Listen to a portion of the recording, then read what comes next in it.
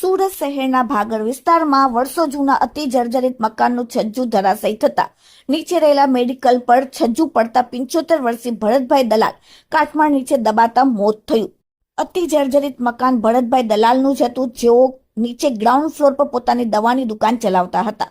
મકાનનો ઉપરનો માળ લાંબા સમયથી જર્જરિત હાલતમાં હતો।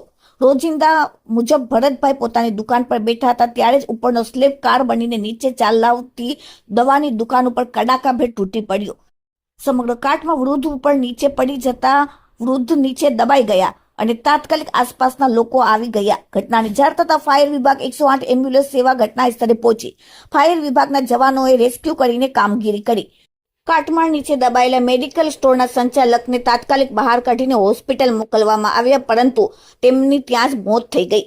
ઘટનાને પગલે ભારે અફરાતફરીને દોડધામ। હાલ લાલગેટ પોલીસ દ્વારા આગળની કાર્યવાહી હાથ ધરવામાં આવી। Bureau report, daily India TV, Surat.